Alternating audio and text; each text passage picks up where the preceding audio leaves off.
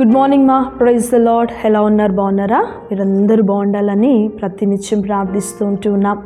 ఈరోజు బైబిల్ చదివారా? ప్రార్థించారా? బైబిల్ చదవటం వలన, ప్రార్థించటం వలన దేవుని యొక్క అద్భుతమైన కార్యములు మన జీవితంలో జరిగిస్తూ ఉంటాడు దేవుడు. ఈరోజు మరి ఒక మాటను తీసుకొని మీ అందరి ఎదుటికి రావటానికి దేవుడు ఇచ్చినటువంటి కృపను బట్టి, ధన్యతను బట్టి దేవునికి వందనాలు చెల్లిస్తూ ఉన్నాను. నిర్గమకాండము 33వ అధ్యాయము 14వ వచనం, నా సన్నిధి నీకు తోడుగా వచ్చును.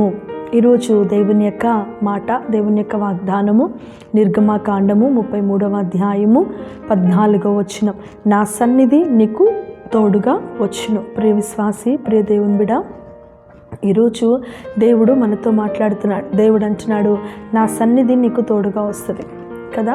దేవుని యొక్క సన్నిధి మనకి తోడుగా ఉంటే ఏ విషయంలో కూడా మనం భయపడాల్సిన అవసరం లేదు. దేవుని సన్నిధి మనకి తోడుగా ఉంటే ఏ విషయంలో కూడా మనం దిగులు పడవలసిన అవసరం లేదు. దేవుని సన్నిధి మనకి తోడుగా ఉంటే ప్రతి పరిస్థితిని కూడా దేవుడు కార్యం చేసేటువంటి దేవుడై ఉన్నాడు. దేవుని యొక్క సన్నిధి మనకి తోడుగా ఉన్నప్పుడు ప్రతి ఒక్క అవసరతను కూడా దేవుడు తీర్చేటువంటి దేవుడై ఉన్నాడు.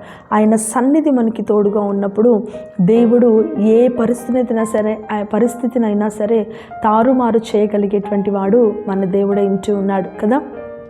అందుకే దావీదు అంటాడు, ప్రభువా నీ యొక్క కృప, నీ యొక్క క్షేమము, నీ యొక్క సన్నిధి నిత్యము నాకు తోడుగా ఉంటూ ఉన్నది ప్రభువా అని చెప్పేసి. దేవుని యొక్క సన్నిధి నిత్యము కూడా దేవుడు మనకి తోడై ఉండడానికి ఆయన సిద్ధముగా ఉన్నాడు. ఆయన నిత్యము మనకి కాపుతలుగా ఉన్నాడు. ఆయన నిత్యము మనకి భద్రతగా ఉన్నాడు. ఆయన నిత్యము దేవుడు మనకి తోడయండి నడిపించడానికి దేవుడు సిద్ధంగా ఉన్నాడు. దేవుని యొక్క సన్నిధి మన జీవితంలో ఉన్నప్పుడు మనం ఏ విషయంలో కూడా ధైర్యపడవలసిన అవసరం లేదు. దేవుని సన్నిధి మనకి తోడుగా ఉన్నప్పుడు ఏ విషయంలో కూడా మనం కృంగిపోవాల్సిన అవసరం లేదు. దేవుని సన్నిధి మనకి తోడుగా ఉన్నప్పుడు ఏ విషయంలో కూడా మనం భయపడవలసిన అవసరం లేదు, అధైర్యపడవలసిన అవసరం లేదు. నిత్యము ఆయనే మనకి తోడై ఉంటూ ఆయన మనల్ని బలపరిచేటువంటి దేవుడై ఉంటూ ఉన్నాడు మన జీవితంలో. ఏ విషయంలో మనం దేవుని యొక్క సన్నిధిలో ఎదురు చూస్తూ ఉన్నాం, ఏ విషయంలో దేవుని యొక్క కార్యం కొరకు మనం ప్రార్థన చేస్తున్నాం, ఏ విషయంలో దేవుని యొక్క సన్నిధి తోడుగా ఉండడం కొరకు మనం ఎదురు చూస్తూ ఉంటున్నామా అనేది మనము దేవుని యొక్క సన్నిధిలో మనము అడిగి తెలుసుకున్నప్పుడు దేవుడు అద్భుతమైనటువంటి కార్యము మన జీవితంలో జరిగిస్తూ ఉంటాడు కదా. ఇక్కడ మోషే అంటున్నాడు తన ప్రజలకు, దేవుడిని అడుగుతున్నాడు, ప్రభువా నువ్వు నాతో రా ప్రభువా, నువ్వు మాతో ఉండు ప్రభువా, నువ్వుంటే మాకు భయం లేదు ప్రభా, నువ్వుంటే మాకు దిగులు లేదు ప్రభా, నువ్వుంటే మాకు ధైర్యంగా ఉంటుంది ప్రభా. దేవుడు అంటున్నాడు, నా సన్నిధి ఎప్పుడు నీకు తోడుగా వస్తుంది, నా సన్నిధి నిత్యము నీకు తోడై ఉంటుందని దేవుడు చెప్తూ ఉన్నాడు. ఆయన సన్నిధి మనకి తోడై ఉంటుంది. నీ ఇంట్లో దేవుని యొక్క సన్నిధి నీకు తోడుగా ఉంటుంది.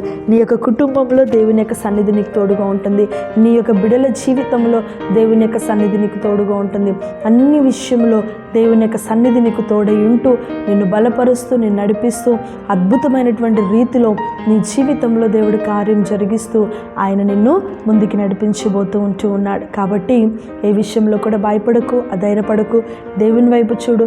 దేవుడు గొప్ప కార్యం నీ జీవితంలో జరిగిస్తూ ఉంటాడు. ప్రార్థించుకుందామా? ప్రభా నీకు వందనాలు, కృతజ్ఞతాస్తుతులు చెల్లిస్తున్నాను. యేసయ్యా ఈ యొక్క ఉదయకాల సమయంలో నీ వైపు మేము చూస్తూ ఉన్నాం. ప్రభా నువ్వు అంటున్నావు, నా సన్నిధి నీకు తోడుగా ఉంటుంది.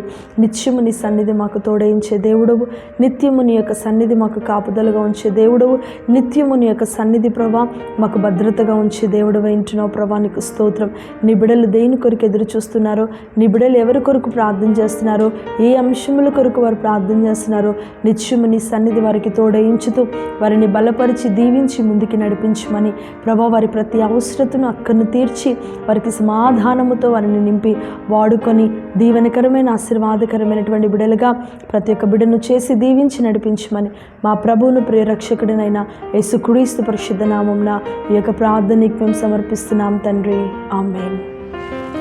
Praise lord. మా అందరికీ దేవుడు మిమ్మల్ని, మీ కుటుంబాలను దీవించునుగాక. ఆమేన్.